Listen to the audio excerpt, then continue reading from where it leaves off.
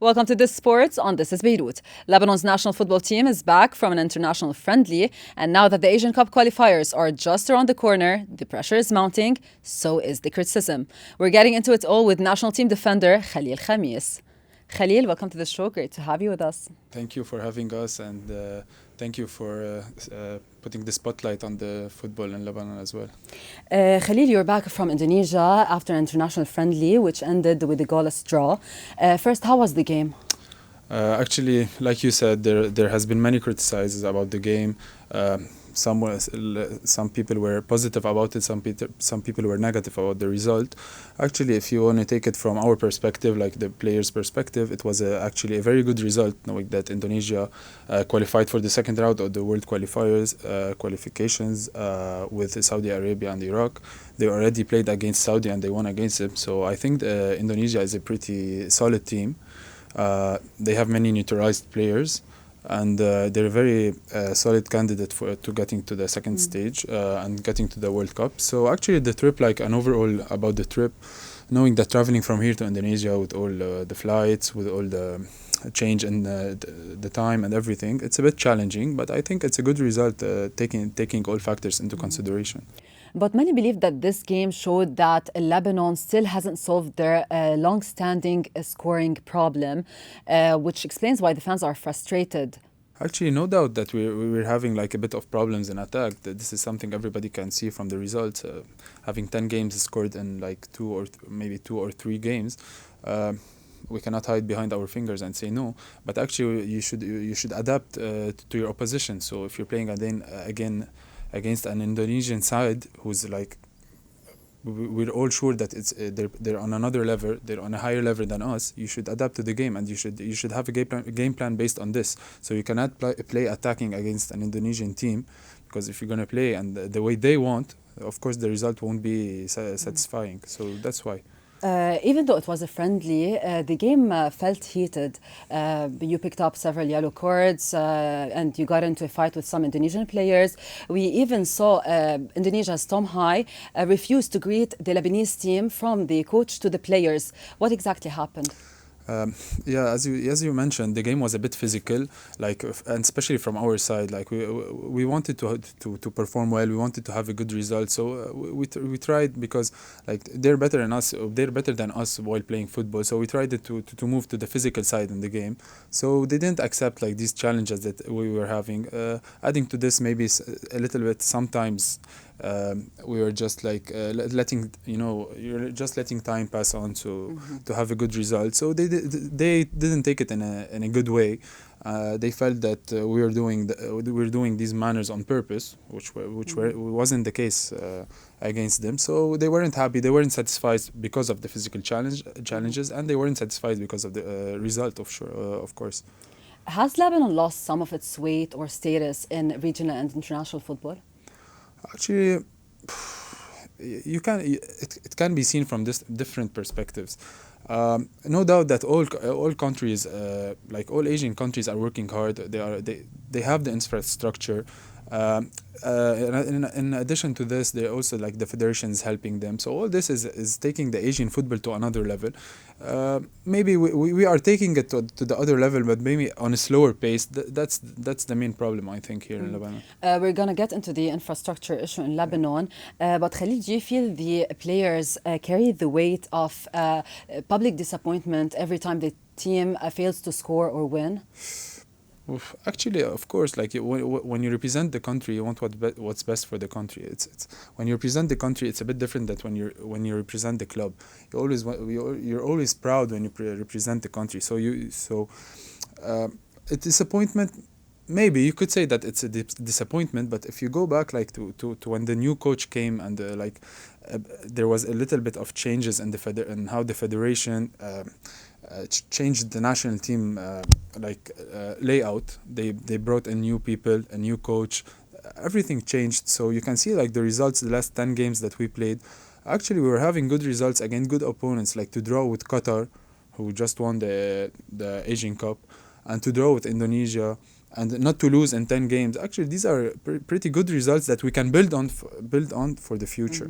And also to adding to this, like the under 23 who did a very good result, like for the first time they got qualified to the to Asia Cup under 23.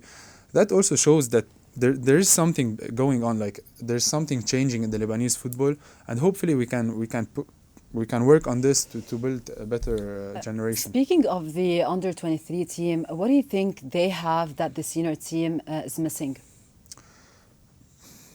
Actually, like I think the federation was working on the last 5 years in order to give more game time to the under 23s by imposing different rules to give them minutes to play during the season here.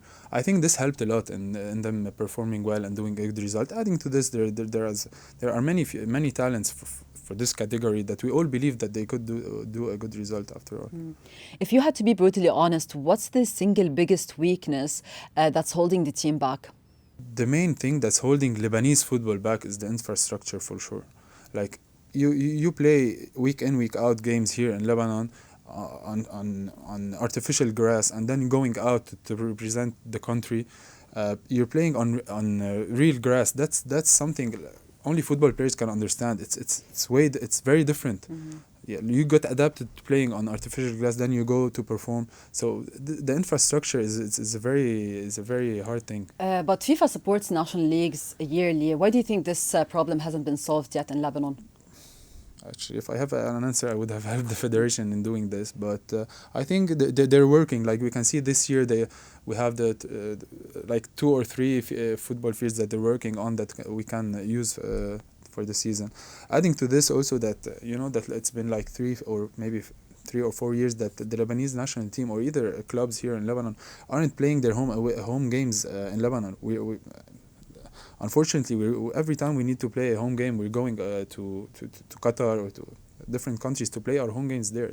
That's, I think, like the audience or the fans cannot even be next to us to support us. That plays a very big role also as well. How does that affect you as a player, though? Of course, when you play against play against the team, and especially with the national team, so you're playing for your country, and you see everyone's supporting you. So, everyone's supporting you. Of course, that gives you like an extra push. You would do more when you see the fans there. Now that the Asia Cup qualifiers are coming up, what gives you the confidence that things can change?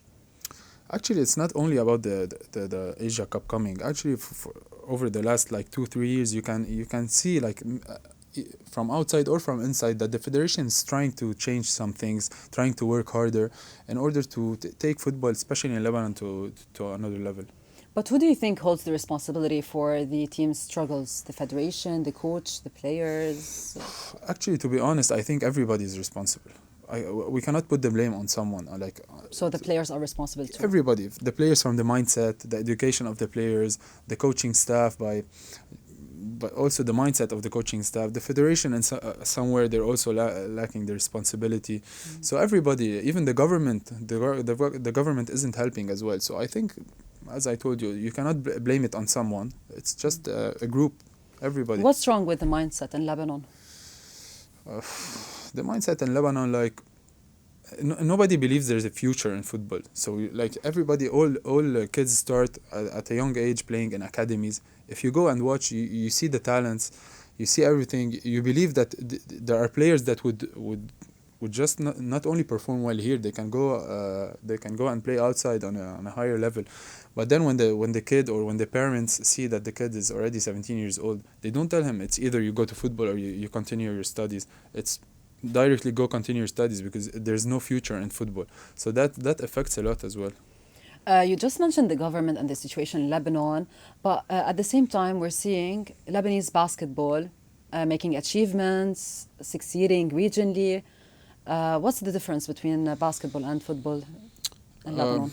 Actually, maybe basketball players, they had like a golden generation for now. They're performing well. They're doing good results. So good results bring do everything. So when you're having good results, the marketing in basketball is better.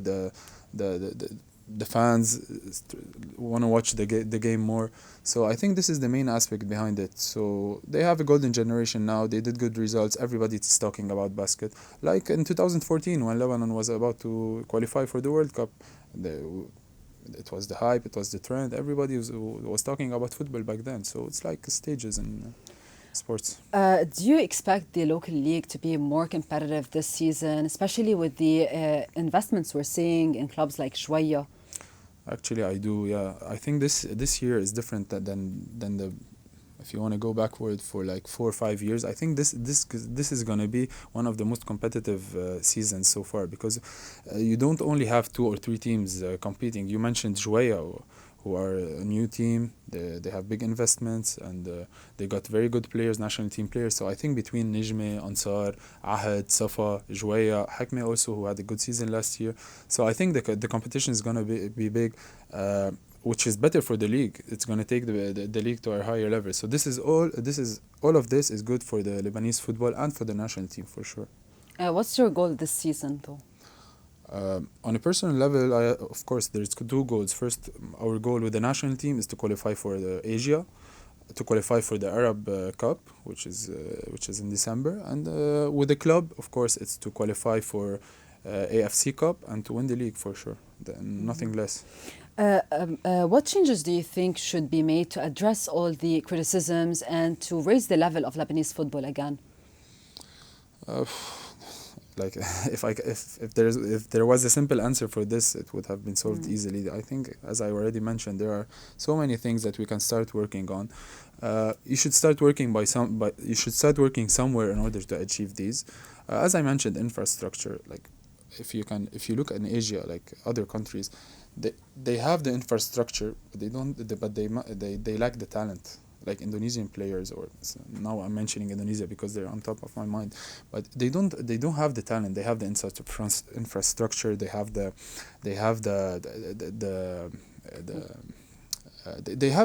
have many things that we don't have, but they lack the most important thing, which is talent. Because all this, without talent, it's nothing. We have the talent, but we lack the infrastructure and other aspects. So I think we should work. If we work right, we can be better than all teams. Now let's get into some fan questions we've got on Instagram. Sure. So FA Lebanon page admin asks, do you think your game against Sudan could make it harder to qualify in the Arab Cup qualifiers? Actually, I think it's a very difficult match against Sudan. Sudan recently they have been playing some very big matches. They've been doing very good results. It's a difficult game for sure. Every game is difficult when you play in modern football. Every game is difficult because all teams are getting better.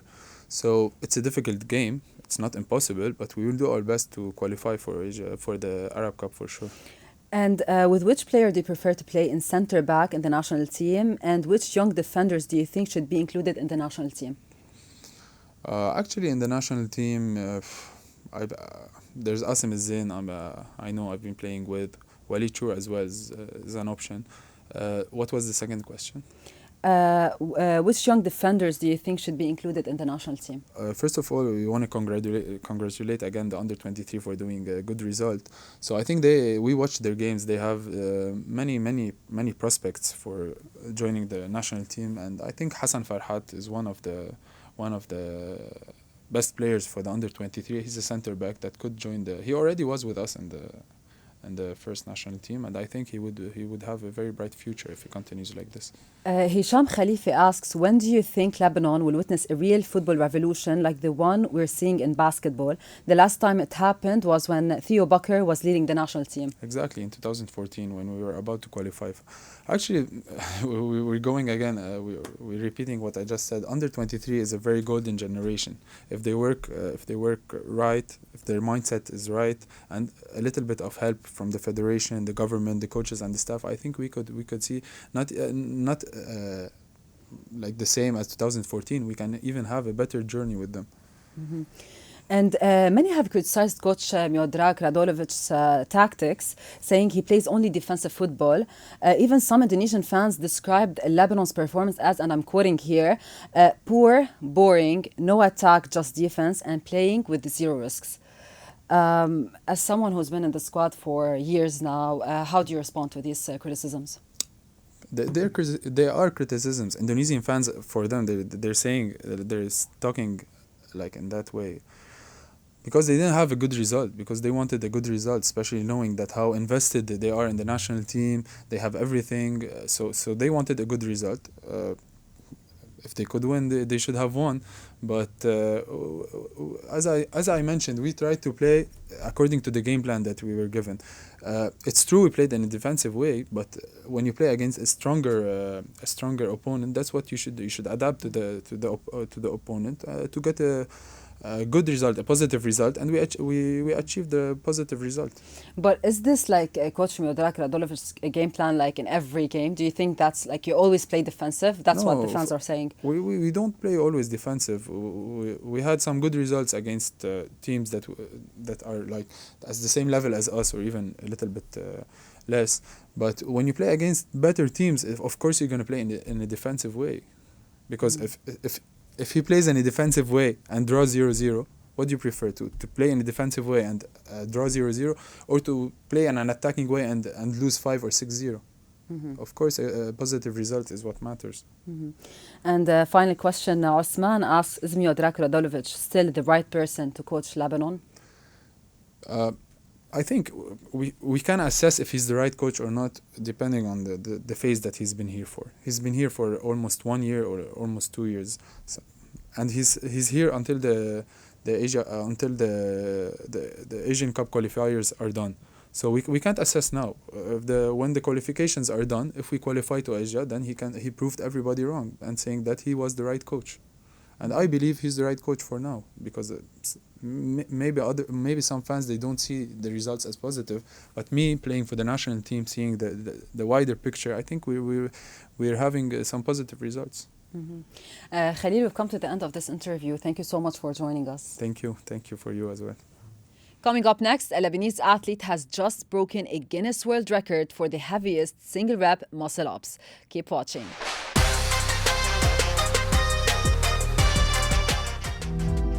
From being called weak and skinny at school to smashing a Guinness World Record, meet Rudi Kallas, the first Lebanese athlete to claim the heaviest single rep weighted ring muscle up, lifting 51.86 kilograms. Actually, I was bullied, yes. People at my school called me weak and skinny, and look at me now, I just broke the world record, and I'm inspiring thousands of people online. I saw that record online on their website, and I thought I could definitely beat it. So I filled my application, applied, and they accepted it. And on that day, I had certified witnesses with me, and I actually broke the record twice. And on that day, I became the first Lebanese athlete to break a Guinness World Record for the heaviest muscle up. Calisthenics is all about using your own body weight to build strength. I believe, yes, anyone can do calisthenics. Even if someone has a higher body weight, it could be challenging for them, since you are basically lifting your body weight, but it's still doable. At 15, Rudi was just a skinny teenager searching online for workouts, downloading apps, and training at home. I noticed I was getting stronger month by month by staying consistent. And 2 years later, 3 years later, I thought that I could take this to another level, to a competitive level, and that's what I did. Rudi admits the path wasn't perfect. Early mistakes taught him valuable lessons about training smart and avoiding injury. So I can tell you by myself the mistakes that I did when I just started. I'd say the mistakes I did was maybe some days I wasn't warming up properly. And you know, doing these skills can put a lot of pressure on your elbows, on all of the tendons basically. And this could lead to injury. The second thing I did wrong is I was just training every day. I wasn't taking any rest day. And this is a big mistake people do when they start calisthenics, is that you see people often skipping steps, just trying to do a handstand push-up where they're not ready yet. And he's not stopping here. His sights are set on another record. This is my last year at university. I'm studying computer science. So I want to just focus on that while training, of course. And I'm seeing some other records that I think I can easily break them, which I'm looking forward to. There's a record I saw. It was the most weighted pull-up but on one finger. You have to go up on one finger with the most weights. And that record was, I believe, 40 kilos. A year ago, I did 55 kgs or even 60. From bullied teenager to world record breaker, Rudy Kallas shows that strength isn't just physical, it's the will to rise above doubt and inspire others.